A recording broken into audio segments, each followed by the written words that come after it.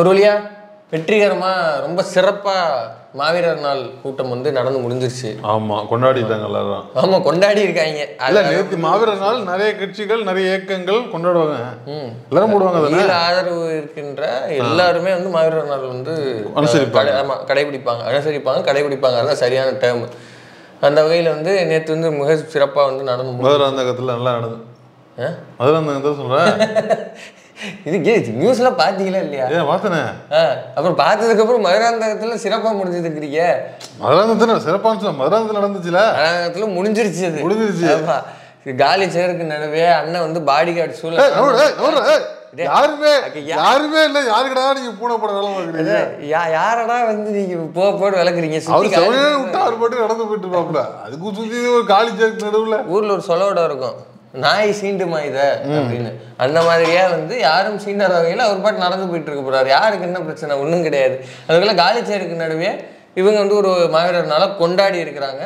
இன்னொரு இடத்துல இது விமர்சையா அப்படின்னு நான் சொன்னது என்ன இடம்னா, திருச்சியில நடந்துச்சுல தமிழ் தேசிய ஒருங்கிணைப்பு இயக்கமா.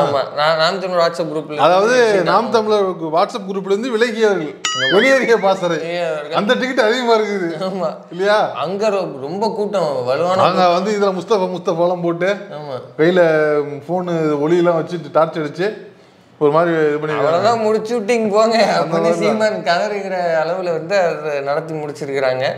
ஆக இந்த மதுராந்தகத்துக்கு திரும்பி ரிவர்ஸ் கியர் போட்டு வந்தோம்னா ஒரு 24 லட்சம் ரூபாய் வந்து தம்பிகள்ட்ட இருந்து உருவி இருக்கிறாங்க.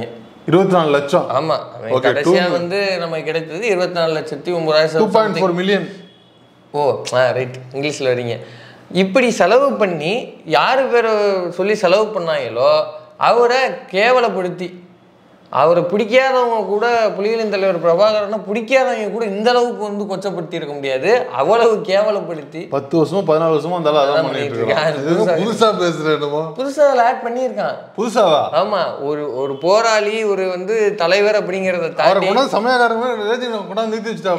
சமயக்கட்டுல இருந்து புடிச்சாந்து எங்க வச்சிருக்காங்கன்னா டூரிஸ்ட் கைடு அப்படிங்கிற இடத்துக்கு அவரை கொண்டு வந்து நிறுத்திருக்காங்க. டூரிஸ்ட் கைடா? ஆமா, அந்த ரேஞ்சுக்கு வந்து அவரை கேவலப்படுத்துறாம அது என்னென்னலாம் சொல்லியிருக்கிறான். ஈழ டைரிஸ்ல புது புது கதைகள்லாம் வேற அப்டேட் பண்ணியிருக்கிறான். அந்த கதைகள்லாம் என்ன அப்படிங்கிறத இந்த வீடியோவில் பார்க்கணும். காளியம்மா அது தனி வீடியோ. ஆசையா பேரு.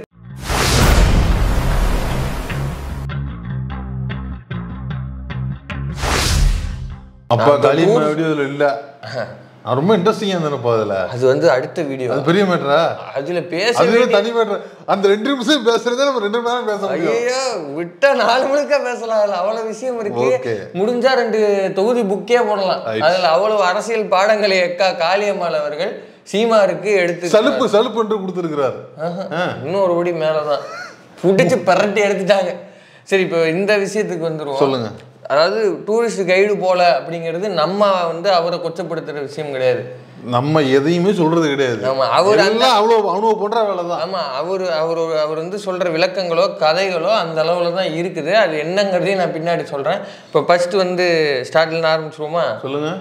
தமிழ் இனத்திற்காக நாடு கட்ட போராடினான், அவனுக்கு அங்க ஒரு வீடு கட்டினானா? அதே நானும் கேட்கிறேன். இதைத்தாங்க நாங்களும் 5 வருஷமா கேட்டுட்டு இருக்கிறோம். இதைத்தானே நாங்களே தமிழ் தேசியம் கட்டுவோன்னு பார்த்தா 2.5 லட்சத்துக்கு வீடு வாடகை கட்டி வச்சிருக்கிறேன். திராவிட தமிழர்களுக்கான தமிழ் தேசியத்தை பேசினார். இதை வந்து நம்ம ஒன்றும் இன்டர்ப்ட் பண்ணல. அவருடைய அரசியல் பிரிவு அண்டர் பாலசிங்கம் அவர்கள் அவருடைய புத்தகம் திராவிட மொழி குடும்பம்னு அவரும் சொல்லி திராவிட தமிழர்கள்ங்கிறத சொல்லியிருக்கிறாங்க. அது போக போராளிகள் மாநாட்டில் ஆரிய தமிழர்கள் இருக்காங்க தனியா. ஆமா, அதுதான் சீமாரு. சீமார் மாப்போசி முதல் சீமார் பனியரசன் வரை யாருக்கு அண்டை கொடுக்குறாங்களோ அவர்கள் தான் ஆரியர்கள். ஆரிய தமிழர்கள், ஆரியர்கள். நீ எல்லாம் ஒருபடி மேல போய் ஆரியர்கள் அவ்வளவுதான். ஆரியர்கள் நீ சொல்லலாம், அவங்க சொல்லுவாங்களா? அவன் என்ன வேணா சொல்றான். ஆரியத்தை சூடு சொன்ன கூட தான் இருக்குன்னு சொல்லுவான். அதெல்லாம் நீங்க ஏத்துக்க போறீங்களா? இல்ல மனுஷன் கூட தான். ஆரிய தமிழ் தேசியம், வலதுதாரி தமிழ் தேசியம், ஆரிய தமிழர்கள் சொல்லு. ஆரிய தமிழர்களா? அப்படிதான் எனக்கு நெருடுதுனே. அது தப்பா இருக்குல்ல? தமிழர்கள் திராவிடர்கள் தான் அப்படி சொல்ல. அது கூட வாய் கூசுது இல்ல? ஆனா அது கூட பண்ணாம இருக்காங்களா? அவங்க பண்ணவே மாட்டாங்க. கூச்சநாச்சம் கொஞ்சம் கூட இருக்கா? சரி, நம்ம விஷயத்துக்கு வந்துருவாங்க. திராவிட தமிழர்களுக்கான தமிழ் தேசியத்தை பேசியவர் பிரபாகரன் அவர்கள். சரியா? அவர் தமிழர்களுக்கு என்ன அங்க தனி நாடு வேண்டும், தனி பகுதி வேண்டும்னு கேட்டு ஆயுதம் தாங்கி போராட்டத்தை ஏற்படுத்தினார். அவர் தனக்கென தனி வீடு கட்டிக்கிட்டாரா? சொல்லுப்பா, நீதான் பதில் சொல்லணும். நமக்கு தெரியல. அது நீ இல்ல இத்தனை வாட்டி கதை சொல்லிருக்க, அதை சுட்டு கொடுத்தாரு இதை சுட்டு கொடுத்தாரு, அந்த கதையை நீ சொல்லவே இல்லையா?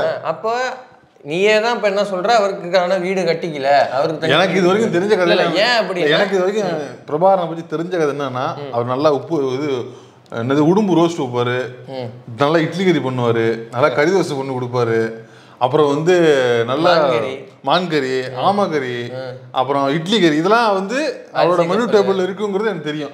அவர் என்னென்ன சாப்பிடுவாருங்கிறது எனக்கு தெரியும். ஆனா அவரு தங்கின வீடு எங்க இருக்குது, அவர் வீடு எப்படி இருக்குன்னு எனக்கு தெரியாது. போயிட்டு வந்து நீ தான் சொல்லணும். அவர் என்ன வந்து செப்பல் யூஸ் பண்ணாரு, என்ன குண்டு யூஸ் பண்ணாரு, அவர் எப்படி வந்து கலை ஆய்வு எப்படி பண்ண, அதெல்லாம் எனக்கு தெரியாது. ஆனா அவர் உடும்பு ரோஸ்ட் சாப்பிட்டாரு மட்டும் எனக்கு தெரியும். ஆனா இப்ப மட்டும் புலிகள் எங்கேயும் வந்து தடைகள் இல்லாம தளர்ந்து மட்டும் இருந்திருக்கணும், அப்புறம் தெரிஞ்சிருக்க முடியாது உனக்கு அப்படிங்கிற ரேஞ்சுக்கு தான் இருக்கு பேசுறது. பாருங்க இவன் தான் சொல்றான் அவர் வந்து வீடு கட்டிக்கல அப்படின்னு. யோசிச்சு பாருங்க, இவன் கொள்கை ஆசான் தலைவர், இவரோட வழிகாட்டல் தான் நாங்கள் இருக்கிறோம் ரேஞ்சுக்கு பேசுகிறவரு தன்னுடைய போராட்ட வாழ்க்கைக்காக எளிமையா இருக்கணும் அப்படிங்கிற அடிப்படையில் அவர் வீடு கட்டிக்கல அப்படிங்கிறது இவன் சொல்ற விஷயம். அண்ணன் எங்க தங்கி இருக்கிறாரு? அண்ணன் சுடுகாட்டில் தங்கி இருந்தாரு. இல்லை அந்த புதுசுல அந்த புதுசுல விருகம்பாக்கம் அதுக்கு சுடுகாட்டு பின்னாடி தங்கி இருந்தேன்னு சொன்னாப்புல. அதுக்கப்புறமா பெசன் நகர்ல யாரோ சூனியா வீட்டை மறிச்சு 15 வருஷம் வாழ்ந்துருக்கலாம்ல வாடகை கொடுக்காம, அதை கேஸ் போட்டு கோர்ட்டுக்கு வீட்டுக்கு. இப்ப அது தெரியாம எவனோ ஈஸியா வீட்டை கொடுத்துருக்கான். அந்த வருஷத்துக்கு எத்தனை வருஷம் கழிச்சு காலி பண்ண போறான்னு தெரியல. சுடுகாட்டுக்கு பின்னாடி இடம் இல்லாம இருந்த சீமான் இன்னைக்கு மாதம் 3 லட்சம் ரூபாயில் ஈசிஆரில் ஆடு மாடுகளுக்கு ஒரு வீடு எடுத்து, இந்த லூசுக்கு ஒரு வீடு எடுத்து வச்சுக்கிறது வேற விஷயம். ஆட்டு மாட்டுக்கு தனியா 50,000 வீடு எடுத்து தனியா வச்சு மொத்தம் 3.5 லட்சம் ரூபாயில ஈசிஆர் ஒரு பங்களாவில் இருப்பாருங்கிறதே செய்தி. 15 வேலையாட்களுடன் 15 இது கிளிக்கு 15 வேலையாளு. வீட்டுல மொத்தம் எத்தனை பேரு? 4 பேர் இருப்பீங்களா? இல்ல அவங்களுடைய மாமியார் அவர்களும் வந்து வயதானவங்க, அவங்களுக்கு இவங்களோட இருக்கிறாங்கிற பட்சத்துல 5 பேரு இல்லையா? அவங்க சீமாருடைய பையன் அவரு, இன்னொரு பையன் பெரிய பையன் இருப்பார்ல அவங்களுடைய சொந்தக்கார பையன் அவரு, பிளஸ் வந்து அவருடைய நம்ம 2வது அண்ணி கைல்வி அண்ணி அவங்க, பிளஸ் அவங்களுடைய அம்மா வீரா ஊட்டிய. யாரு வீரா? வீராவை தெரியாது அவனுக்கு. டேய் இத்தனை வருஷம் பேசுற வீராவை தெரியாதுங்கிற அடிச்சு. இதுவா நாயிடா நாய ஜெர்மன் ஷெப்பர்டா லேபர்டாடா வீரா கோல்டன் வீரா வீரா வீரா வீராவை தெரியாம இல்ல டக்குன்னு கன்ஃபியூஸ் ஆயிட்ட. வீரா முத்து படையமெல்லாம் இருக்குதுங்க. அதுதான் 50,000 இடம் இருக்கு அவங்களுக்கு தான் 50,000 வீடு. இப்படியே 50,000 ஏண்டா டே இங்க உன்னோட தம்பிகளாம மெட்ராஸ்ல 1000-2000 ரூம் கிடைக்காம கறி கஞ்சிக்கு வந்து ஆன்லைன்ல என்ன இமேஜ் தெரியுமா? எங்க போனாலும் பஸ் ஸ்டாண்ட்லயே படுத்து இருந்துச்சு வருவாங்கிறதா இமேஜ். தேர்தல் ஆடு மாட்டுக்கு நாய்க்கு 50,000 வீடு. நீ பிரபாகரனை வந்து அவருக்கு வீடு கட்டிக்கிட்டாரா? அப்ப பிரபாகரன் அவர்கள் வேண்டாம்னு தவிர்த்துட்ட விஷயத்த அவரோட கொள்கை வழி நடக்கிற நீ என்னத்துக்கு பிடிச்சிருக்க? எதுக்கு உனக்கு இந்த ஆடம்பரமான வீடு? பிரபாகரனை பேசுற, கக்கனை பேசுற, காமராஜரை பேசுற, நல்ல கண்ணுவை பேசுவ, எல்லாரையும் பேசுவ. ஆனா பேசிவிட்டு நீ மட்டும் 2 லட்சம் வீட்டுல இருக்கிற. மது ஒழிப்பு கூட தான் பேசுறேன். ஆமா அதான் எல்லாம் பேசுறதோட பேசிவிட்டு காருக்குள்ள போய் நீங்க அதுக்கு எதிராக செயல்படுறீங்கன்னு அந்த கல்யாணத்துக்கு கேள்வி கேட்கிறாரு. ஒரு முன்னாள் தம்பிங்கிற வகையில ஒரு பதில் ஒண்ணும் இல்லை. இப்ப வெளில வந்திருக்காங்களே கடைசி ஒரு 4 வாரமா 4 மாவட்டத்துல இருந்து வெளில வந்தாங்கல்ல, 4 வாரமா தெரியுமா தெரியாதா? இப்ப நம்ம பேசிட்டு இருக்கிறதுக்கு 1/2 மணி நேரத்துக்கு முன்னாடி நாமக்கல் மாவட்டம் அவுட்டா விக்கெட் போயிடுச்சா? நாமக்கல் மாவட்ட செயலாளர் அவருக்கு உழுதுகிட்டு இருக்குது. ஆமா அதான் சொல்ல, பாஜக ஆட்சியில ட்ரெயின் கவிழ்ப்பு நடக்கிறதும் நாம் தமிழர் இருந்து வெளியே போறதும் 2024 பொறுத்த வரைக்கும் தினசரி நடவடிக்கை. கல்யாண சுந்தரம் மாதிரியே இந்த வரிசையா சரிஞ்சு விழுந்த அந்த மாவட்ட செயலாளர் பின்னாடி சொல்லுவாங்க, நீங்கள் மேடையில் நீங்கள் பிரபாகரனையும் காமராஜரையும் கக்கனையும் பேசிவிட்டு 2.5 லட்சம் ரூபாய் வீட்டில் இருப்பதுதான் நீங்கள் பேசும் எளிமையா? ஒண்ணு இல்ல. இப்ப கரு பிரபாகரன் ஒருத்தர் இருந்தாப்புல, நீங்க இதெல்லாம் விடுங்க, இதெல்லாம் பேசினா இந்த கலைஞர் மாதிரி ஆள்லாம் வந்து என்ன வைப்பாங்கன்னா, நாயே நீயாடா காசு கொடுத்த நாயே, அதெல்லாம் பழசு. ஒரு படி மேல போய் என்ன வைக்கிறாங்க, சீமான் வந்து 1.5 லட்ச ரூபாய் வீட்டுல இருக்கான்னா சீமானுக்காக பாத்துக்கிட்டாரா வீடு? அவர் எந்த குடும்பத்துல வாக்குப்பட்டு இருக்காரு தெரியுமா? அந்த குடும்பத்தோட கௌரவம் என்ன தெரியும்? சிரிக்கிறீங்க கேட்கறான். அவர் எவ்வளவு பணக்காரங்க, அந்த பொண்ணை கொண்டு போய் நாங்க நடுத்தரல தங்க வைக்க முடியும்னு கேட்கறான். அப்ப உழைச்சு உங்காசல் தங்க வீடா? எதுக்கு தம்பியில திருநிதி போடுற? ஆமா. இதுல கொடுமையில கொடுமை. கரு பிரபாகரன்றவரு அறக்கழகத்துல பேட்டி கொடுத்துருக்காரு. அவர் சொல்றாரு உள்ள என்னென்னத்துக்குலாம் நீங்க கலெக்ஷன் போடுறாங்க பாருங்க. சீமானோட பிறந்த நாளைக்கு சரி போய் தொலை அந்த வாட்ஸ்அப் குரூப் அட்மின்னு போடுறது. சீமானோட கல்யாண நாளைக்கு, சீமானுடைய பையனோட பிறந்த நாளைக்கு. நான் கேட்குறேன், சீமானோட கல்யாண நாளுக்கு நாம் தமிழர் கட்சிக்காரர் எதுக்கு பணத்தை வைக்கணும்? சொல்லுங்க. இன்னைக்கு ஒருத்தர் பேசுறாப்புல, அது பிரச்சனை இல்ல, இப்படி போட்ட பணம் எதுவுமே மாவட்ட செயலாளருக்கு போறதில்ல, கூட்டம் போறவங்களுக்கு போறதில்ல. மாவீரர் நாள் கூட்டம் இப்போ மதுராந்தகத்துல இருந்து மதுராந்தகத்துக்கு வந்து என்ன மாவட்டத்துக்குள்ள வருதோ அந்த மாவட்ட செயலாளர் நாலு பின்ன வெளில வந்து போன மாவீரர் கூட்டம் நான் தான் நடத்தினேன், சல்லி காசு வேண்ட கொடுக்கல அப்படின்னு சொல்ல போறாரு. அப்ப 24 லட்சம் ரூபாய்க்கு கணக்கு என்னன்னு கேட்க போறாங்க. அதாவது இந்த மாதிரி முக்கியமான நாட்களுக்கு தலைமையில இருந்து ஒரு அறிவிப்பு போகுது, இது மாதிரி மாவீரர் நாளுக்கு வந்து கலெக்ஷன் பண்ணுங்க, திரள்நிதி கொடுங்க, எலெக்ஷனுக்கு போகுது, முக்கியமான நாட்கள்லாம் போகுது. அந்த திரள்நிதி எதுவுமே தமிழ்நாட்டில் உள்ள மற்ற மாவட்ட செயலாளருக்கு போறதில்ல, மாவட்ட நிர்வாகத்துக்கு போறதில்ல. அப்ப நீ யாருக்கு வசூல் பண்றது? இந்த லட்சத்துல தொகுதிக்கு 1 கோடி ரூபாய், அதுவும் கழகத்துக்கு தான் வரும். அதை அப்படியே ஆட்டையை போட்டுக்கோங்க எல்லாம். 234 கோடி கிளி. கட்சி வேலைக்கு போவாது, கட்சி வேலைக்கு போவாது. கட்சியில எவனா பணம் கொடுத்தா கூட அவனை கட்சி விட்டு தூக்குறது. அப்ப நம்ம இப்ப இதுல இருந்து என்ன தெரியுதுன்னா, பிரபாகரன் அவர்களுக்கு எதிராக செயல்படுகிறார் சீமார் அப்படிங்கிறது தெளிவாக தெரிகிறது. சொல்றா சொல்லு, செய்தது என்ன சொல்லணும். உன் கூட ஒரு 10 நிமிஷம் நின்று அந்த 1.5 நிமிஷம் இன்னொரு போட்டோ எடுத்தார்ல, அதை தவிர வேற எந்த பாவமும் அவர் செய்யல. அதேதான். முழு புரதச்சத்துள்ளவன் பால் இருந்தால் என் தேசத்தில் பசி இல்லை. என்ன செய்வாய் சீமான்? நானே மாடு வளர்ப்பேன். ஆந்திராவில் இருந்து என்ன இருக்காங்க கேக்குது, இன்னொரு மாநில ஒருங்கிணைப்பாளர் 20 டிக்கெட் பின்னாடி கைதட்டுறது கேக்குது. சாட்டை கைதட்டுற கேஸ்ல யாருன்னா சாட்டை, அப்புறம் அந்த கலெக்ஷன் பண்ணி கொடுக்குற அந்த மாநில நிர்வாகிகள் தான். அதான் சொல்கிறேன்.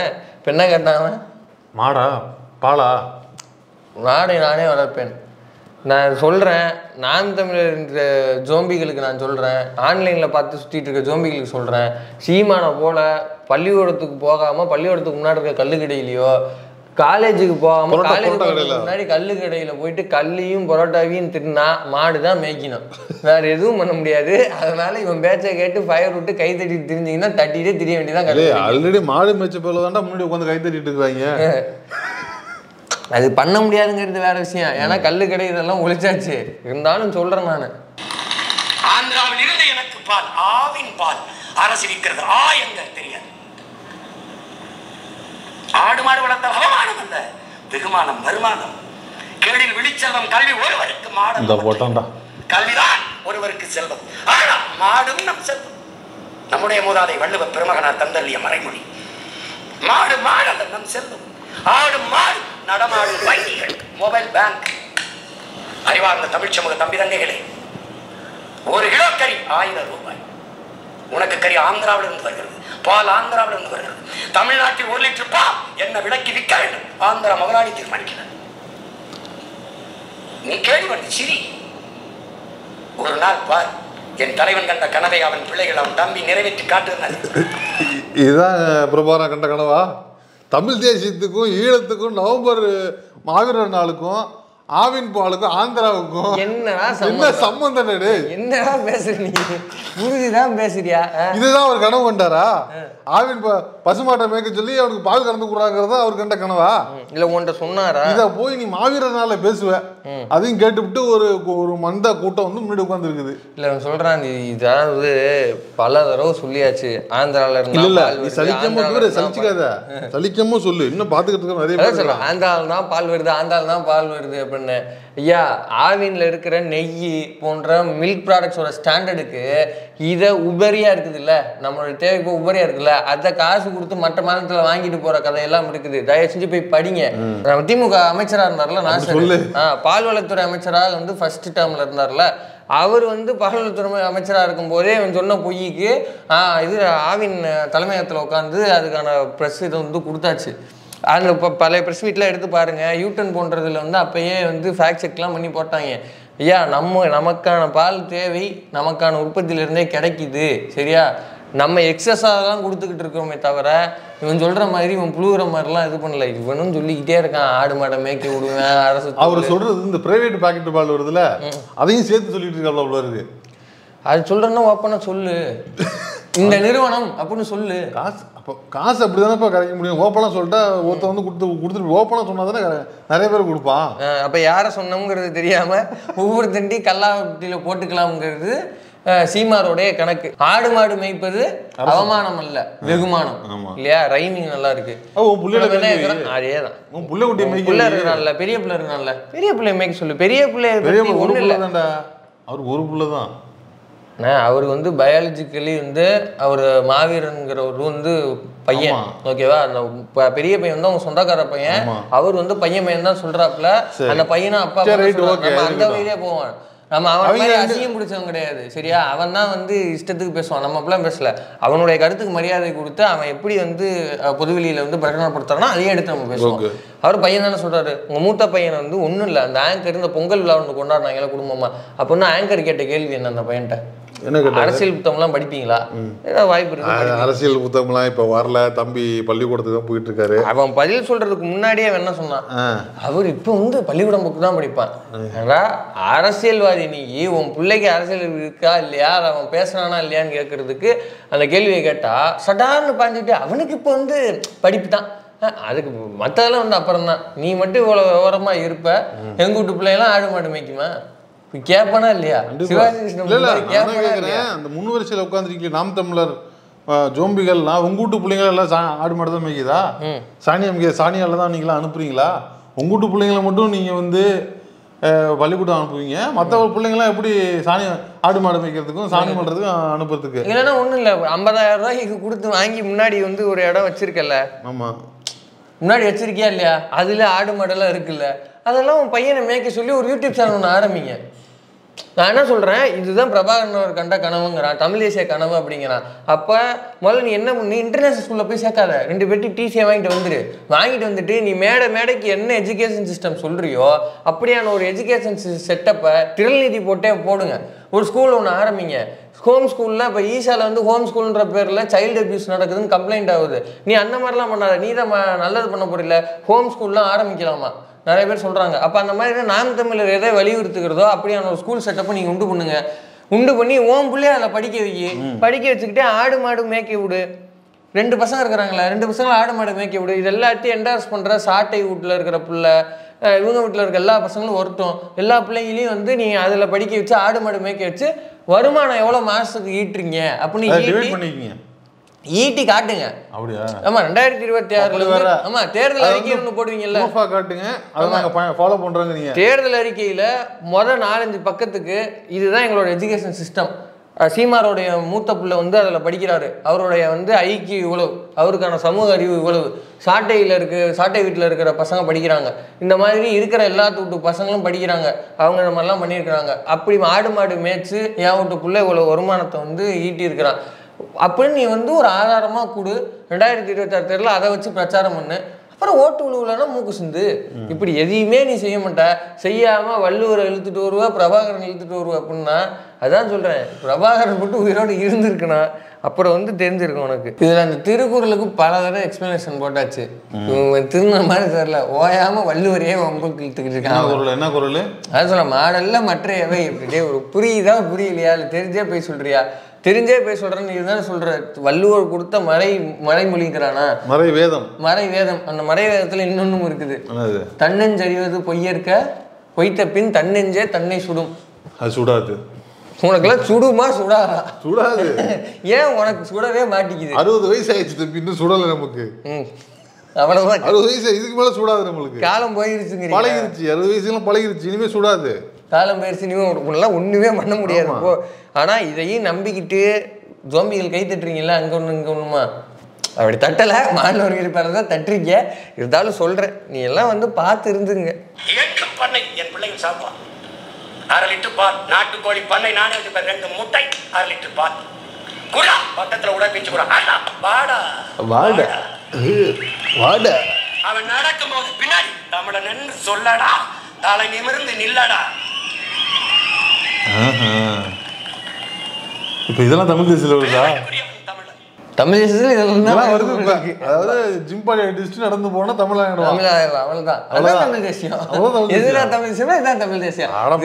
கூத்த பாருங்க, இது வந்து தமிழ் சமூகம் உள்ளபடியே எனக்கு வருத்தம். தமிழ் சமூகம் வந்து ஒரு மனிதரை எந்த அளவுக்கு ஆக்கி இருக்குது அப்படின்னா, படம் டைரக்ட் பண்ணிக்கிட்டு இருந்த ஒருத்தரை தெரு கிழித்து கொண்டு வந்து இந்த மிதிச்சு 14 வருஷமா தேர்தலை டெபாசிட் கொடுக்காம கடைசியில் தான் ரீல்ஸ் டைரக்ட் பண்ண போயிட்டான். அதேதான் ஷார்ட்ஸ் டைரக்ட் பண்ண போயிட்டான். பாவமா இருக்கு. அதாவது உடம்பு ஏத்தணுமா, தமிழ் சமூகமே உனக்கெல்லாம் வந்து இரக்கம் இல்லையா, வாடாங்கணுமா அப்படியே அங்க போடணுமா, தமிழ் என்று சொல்லடா தலையில 4 வையடான்னு உன்னையெல்லாம் பாவேந்தர் நிலை இருந்திருக்கணும்.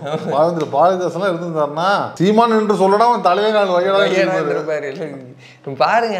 எவ்வளவு ஒரு என்ன சிரிக்காதீங்க. சிரிக்கல தம்பி, நம்மள சிரிக்கிற தவிர வழி இல்ல. ஒரு படத்தோட டைரக்டர் ஒரு ரீல்ஸ் டைரக்ட் பண்ற ரேஞ்சுக்கு வந்துட்டாரு. சிரிக்கிறீங்க. இந்த டிஎம்ஜி சொல்றதுனால வெக்கமா இருக்குங்கிற வார்த்தையே சொல்றதுக்கு வெக்கமா இருக்கு. ஏன்னா அவ்வளவு தடவை நம்ம அவருக்காக யூஸ் பண்ணிட்டோம். அந்த வார்த்தையை என்னால யூஸ் பண்ண முடியல.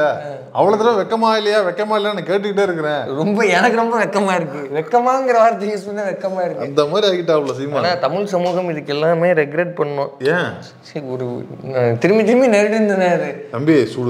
விருகம்பாக்க சுடுகாட்டுல குடியிருந்தவன் ஈசிஆர்ல வந்து ஒரு பங்களாவில் இருக்கானா எவ்வளவு பெரிய பெருமை தம்பி. அதுக்கே தமிழ் சமூகம் வெக்க பண்ணணும். இவெல்லாம் வளர்த்தி விட்டதுக்கே தமிழ் சமூகம் வெக்க பண்ணணும். கரெக்ட் தான்.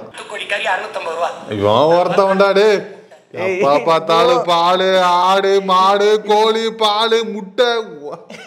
மாவீரர் நாள் இவன் அரசியல் கட்சி தலைவனா இல்ல ஏதாவது ஹோட்டல் வச்சிருந்தானா?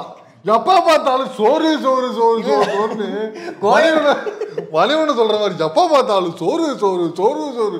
என்ன பிரபாகரனை பேசுறாலும் சோறு, தமிழ்நாட்டை பேசுறாலும் சோறு, எதை பேசினாலும் சோறு தான். சோறு நிரப்பிலேயே மஞ்சத்தூள் வாங்கினியா, குங்குமம் வாங்கினியா, சாம்பிராணி வாங்கினியா? ஏன்டா அந்த மாதிரி இருக்கிறீங்க? பெராட்டிங்களா ஏன் கேட்டு போறீங்க? இல்ல கோயம்பேடு மார்க்கெட்ல விலைப்பட்டியல் சொல்ல போறோம். அதேதான். ஆடு என்ன விலை தெரியுமா? மண் சட்டி என்ன விலை தெரியுமா? முருங்கைக்கீரை என்ன விலை தெரியுமா? வேப்பிலை என்ன விலை தெரியுமா? பேசாம வேலுக்குச்சி என்ன தெரியுமா? ஆள்குச்சி என்னையா பிரச்சனை உனக்கு? இல்ல பேசாம எங்கேயாவது அமேசானை பார்த்துட்டு வந்து உஷா வாங்கலாம் தானே. சின்ன ஒரு கெரியர் அட்வைஸ் தான். என்னது? பிரதீப் ரங்கநாதனுக்கு பிறந்தநாள் வாழ்த்து போடு. படம் நடிச்சாருன்னா இல்ல படம் எடுத்தாருன்னா வாய்ப்பு கொடுத்தா சரி. இல்லைன்னா இன்னும் சிம்பிளா ஒன்று சொல்றேன். என்னது? நேரடியா வந்து கேப்டன் நியூஸு, ராஜ் டிவி இந்த மாதிரி நிறைய சேனல்கள்லாம் இருக்குது. சரி, அந்த சேனல்ல மத்தியான நேரம் சமையல் ஷோஸ்லாம் போடுவாங்க. நைட் நேரம் போடுறாங்க. அந்த சமையல் இல்லைண்ணே, எல்லாமும் சமையல் தான். நீங்க பதட்டம் போற இந்த சமையல் சொல்றேன். எல்லாமும் சமையல் தான். இல்ல மத்தியான நேரம்னா வந்து வீட்டுல இருக்கிற தாய்மார்கள் நிறைய பேர் பார்ப்பாங்க. தூங்கிடுவாங்க. இந்த அளவுக்கு தூங்கிடுவாங்க. நான் பேசுற மாதிரி தூங்கிடுறாங்க. சரி, என்னவோ ஒரு சமையல் ப்ரோக்ராம்லாம் போனீங்கன்னா நல்ல சான்ஸ் இருக்குது. கடைசி காலத்துல ஒரு நல்ல கௌரதியா போ, அவ்வளவுதான் சொல்ல முடியும். 100 acre 50 acre 60 acre 700 acre 300 acre நாட்டு வழியா மேய்டா. என் பிள்ளைகள் வரும்போது பள்ளிக்கூடத்துல அங்கே பால் 1 லிட்டர் 2 முட்டை குடிச்சிட்டு போக வேண்டியதான். தொட்டா தூக்கி வீசிடுவாங்க. ஏன் நான் சொல்றதை செய், உடலை உறுதி செய், முடிஞ்சா படி. ஏன் படித்தவன் படிக்காதவன் அரவனுக்கு அரசு வேலை. இனி படிக்காதவனே இல்லை. அந்த நிலையை உருவாக்குவது எங்க அடுத்த வேலை. இதுக்கு பேர் என்ன? Policy. Policy policy bro. Policy bro யார்? என்ன பாலிசி ப்ரோ? யாரு பாலிசி ப்ரோ? இது இல்ல, இதுக்கு பேர் என்ன பாலிசி? பாலிசி சங்கி பாலிசி ப்ரோ. இது சங்கி பாலிசி. இது பிஜேபி பாலிசி, இது ஆரிய பாலிசி. அவ்வளவுதான் சங்கி பாலிசி. அதாவது நான் ஒண்ணு கேக்குறேன், ஊர்ல வந்து சுத்தி தெரிஞ்சிட்டு இருப்ப, அடுத்த வீட்டு கோழி அடிச்சு தின்ன பையன் நீ தான் சொல்லியிருக்கிற. இந்த மாதிரி ஆடு மாடு கூடி வளைக்கும் போது எவனாவது உன்ன மாதிரி திருட்டு போய் எவனா வந்து அடிச்சுட்டு போனா அவனை எவனை பாதுகாக்கிறது? அதை பாதுகாக்கிறதுக்கு நீ சொல்லியிருக்க உன்னை மட்டும் தான் அவன் கூட்டம்னு சொல்லியிருக்க. அம்முட்டு போயில திருட்டு போயில இருந்தா என்ன பண்றது? என்ன பண்ண முடியும்? அவன்கிட்ட இருந்து முதல்ல ஆடு மாட்டை காப்பாற்றணும், கோழியை காப்பாற்றணும். இதே பெரிய வேலையா இருக்கும் உங்களுக்கு. அதுக்கு மட்டும் சிசிடிவி போட்டுருவேன். சிசிடிவியும் அடிச்சு உடச்சிட்டு திருட்டு போறான். நான் கேட்கிறேன், இது எல்லாமே வேணாம். சிசிடிவி மட்டும் அறிவியல், அது மட்டும் வேணுமா உனக்கு? தம்பி சிசிடிவி யாரு கண்டுபிடிச்சா? சிசிடிவி ராஜராஜ சோழன் கண்டுபிடிச்சானா? சிசிடிவி யாரு கண்டுபிடிச்சா? ராஜேந்திர சோழன் கண்டுபிடிச்சானா? அப்புறம் எதுக்கு இது உனக்கு? சிசிடிவி அடிச்சு துடைச்சு விட்டு அந்த மளிகைக்கல்ல உள்ள பொம்பளை வந்து செயின் எடுத்துட்டு போறான், ஏடிஎம்ல பணத்தை அடிச்சுட்டு போறான். அதை செய்யணும். ஏடிஎம் மிஷின்ல இருந்து பணத்தை எடுக்கவே முடியாது முதல்ல. ஆனாலும் கடப்பாறையை போட்டு பேர்த்து எடுத்துட்டு போய் மாட்டினவன்லாம் இருக்கு. அண்ணன் பூரா பேசுறது அவனுக்கு தான். ஏன்னா எல்லா மாநிலத்தில் இருக்கவனும் நல்லவனும் இருப்பான், கெட்டவனும் இருப்பான்.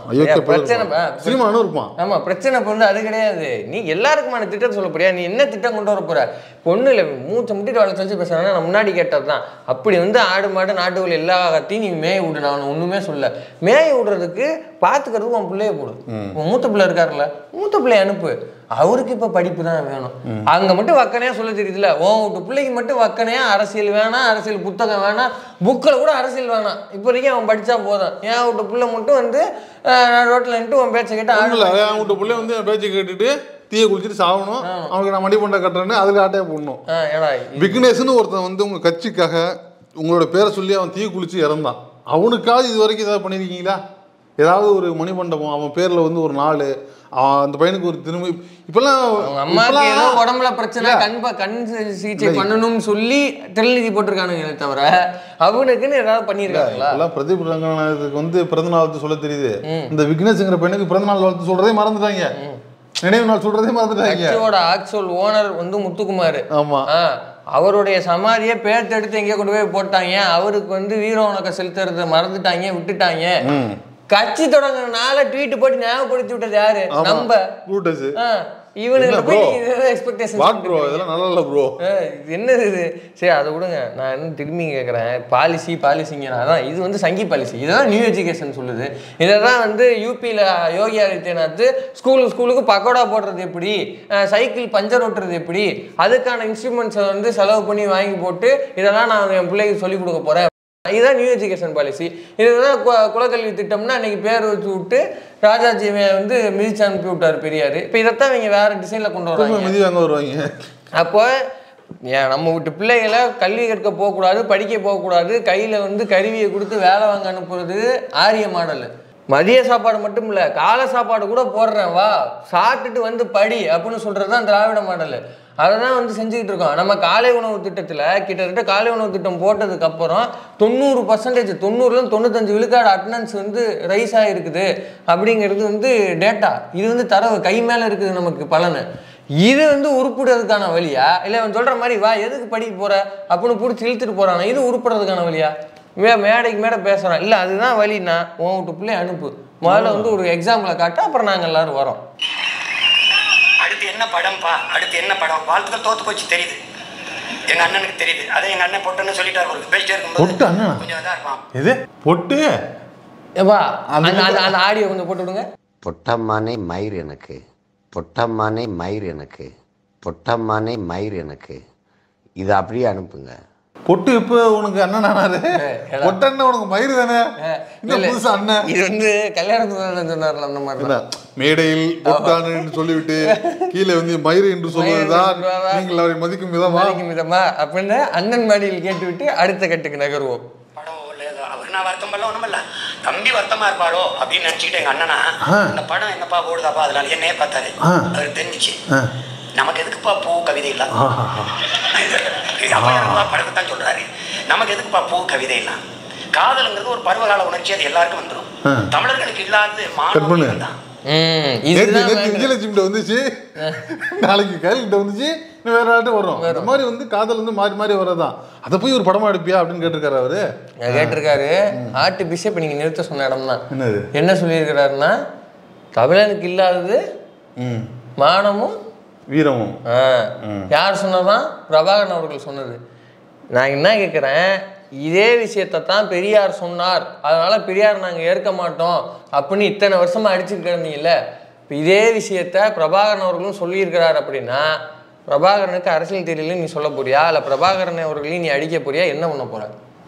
ஏன்னா பெரியார் என்ன பேசினாருங்கிறது முழுசாக போடாமல் வரியை மட்டும் வந்து நான் ஏதோ பழைய எலும்பு துண்டை கவ்விட்டு வந்து கடிச்சிட்டு தெரியும்ல, அந்த மாதிரி வந்து பெரியாரை கடிச்சிட்டு இருந்தாங்க அந்த பான்ஸ் பவுடர்லேருந்து இவன் வரைக்கும். இப்போ நீ என்ன சொல்ல போகிற?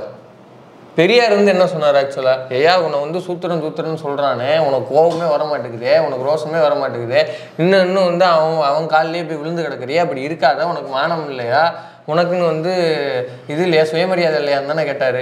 முழுசாக அதை சொல்லணுமா இல்லையா? இப்போ இதே கான்டெக்ஸ்டோட ஒருவேளை பிரபாகரன் அவர்கள் இவர்கிட்ட பேசியிருந்தாருன்னா அப்போ இதே கான்டெக்ஸ்டோட தான் அவர் பேசியிருக்கிறார் இல்லையா? அப்போ பெரியார் எதுக்காக நீ எதிர்த்த சொல்லு, பெரியார் எதுக்காக எதிர்த்த? எனக்கு அதை தான் அஜந்தா தான் எதிர்த்தேன். அப்போ அதுதான் அஜந்தா பாக்கு, நிஜாம் பாக்கு இல்லையா? அப்போ அது இந்த காமெடியை கடந்துருங்க. அப்போ எதுக்காக எதிர்த்தங்கிறத சொல்லு.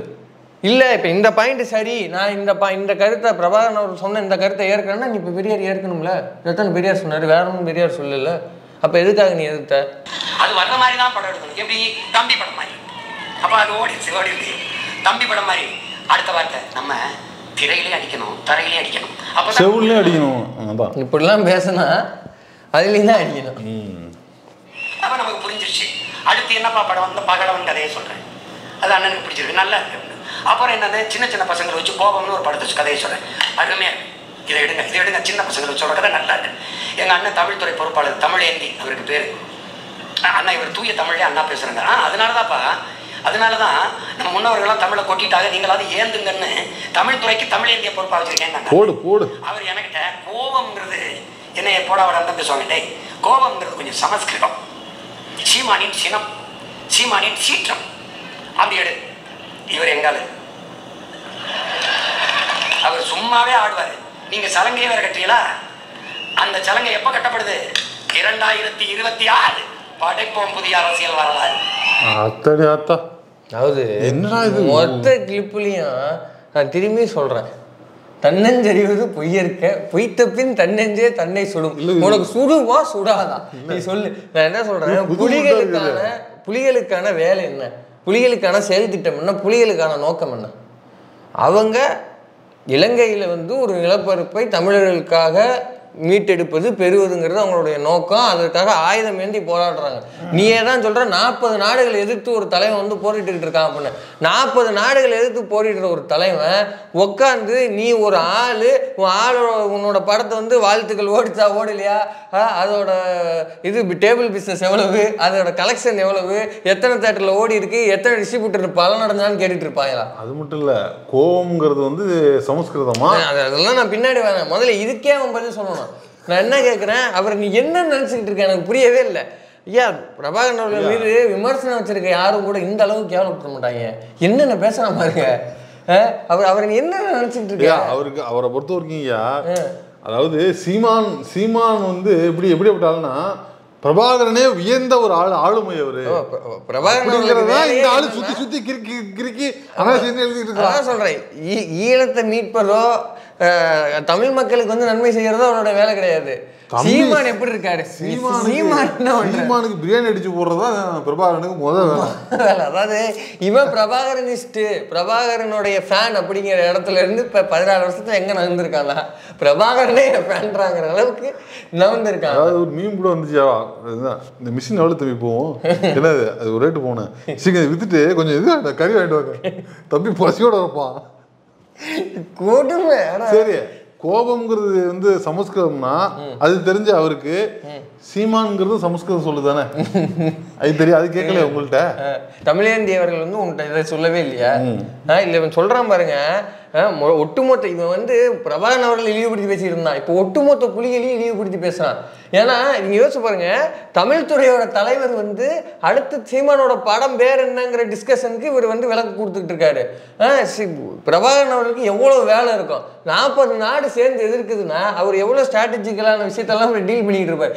இவனோட உட்காந்து அப்புறம் நம்பி அடுத்த கதை பிக்ஸ் பண்ணுங்க அப்படின்னு உட்காந்து கதை கேட்டுட்டு ஒரு யூடியூப் சேனல் சமாளிக்கிறதே உன்னால முடியல. 40 நாட்டை எடுத்து அவர் வேலை செஞ்சிருக்காரு. எவ்வளவு மூளை இருக்கணும். ஆனா இவன் என்ன சொல்றான் பாருங்க, அவர் வந்து இவங்க கூட உட்காந்து கதை கேட்டு கதை டிஸ்கஸ் பண்ணி நீங்க இதை பிச் பண்ணுங்க, இது கொஞ்சம் ஸ்கிரீன் பிளேவா கொஞ்சம் வீக்கா இருக்கு, அது கொஞ்சம் பேக்கடா இருக்கு, தமிழ் சினிமாவோட பிசினஸ் வந்து அவர் பேசிட்டு இருக்க. உனக்கு என்ன கொழுப்பு இருக்கு?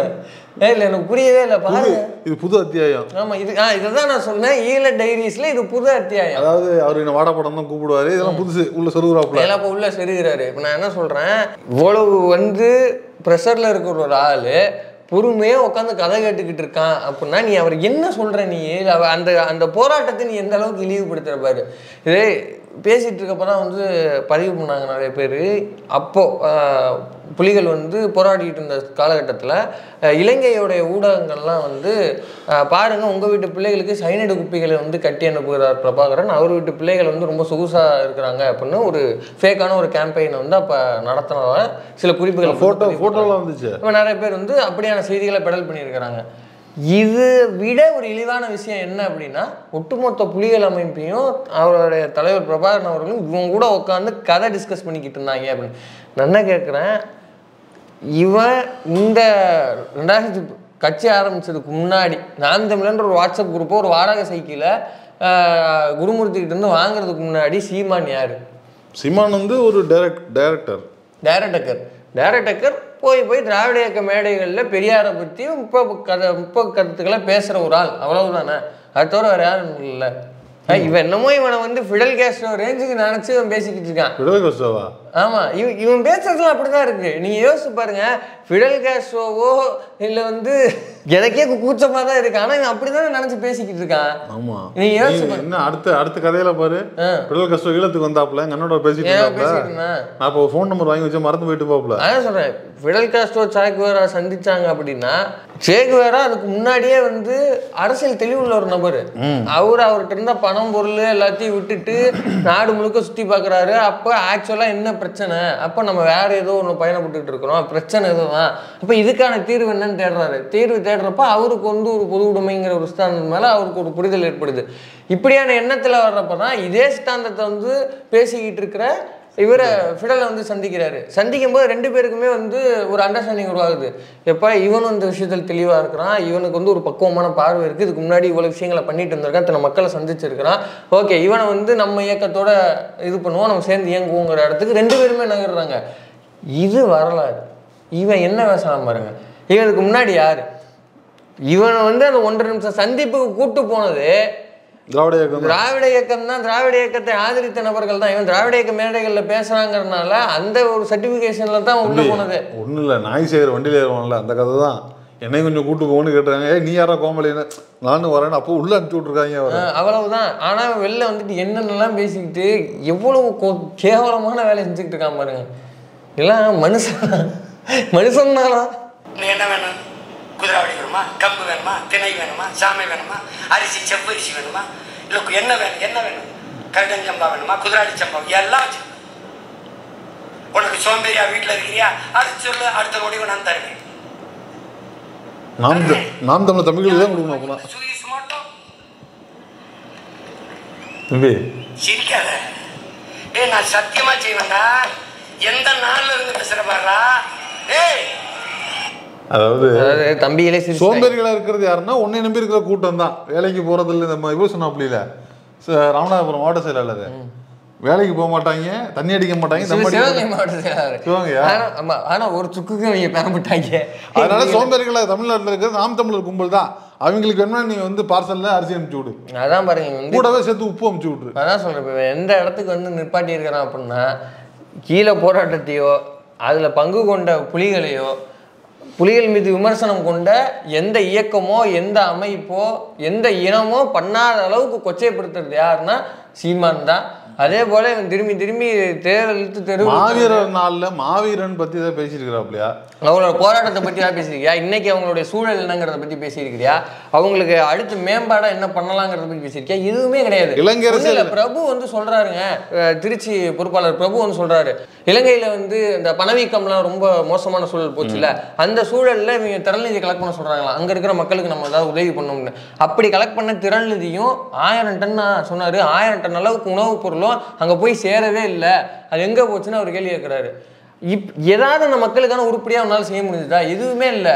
அந்த மக்களுடைய ரொம்ப போராட்டகரமான துயரகரமான வந்து சம்பவங்களை அங்கங்க தொகுத்து அதை ஒரு படமாக்க, அந்த படத்துக்கு எதிராக நான் பேசிக்கிட்டு இருக்கேன். இவ்வளவுதான் வந்து சீமான் வந்து ஈழத்துக்காக செஞ்சுக்கிட்டு இருக்கிறது. இதை தவிர நம்ம எதுவுமே செய்யல. இந்த மாவீரர் நாள்ல நீ உங்களோட இந்த மாவீரர் நாள்ங்கிறது என்ன துக்ககரமான ஒரு, ஆமா, அதுல போயிட்டு புலிகளை பத்தி என்ன சொல்லி கொடுத்தான்னு ஒண்ணுமே சொல்லலையே, அதை பத்தி பேசவே இல்லையே. தெரிஞ்சதானே பேசுவான்.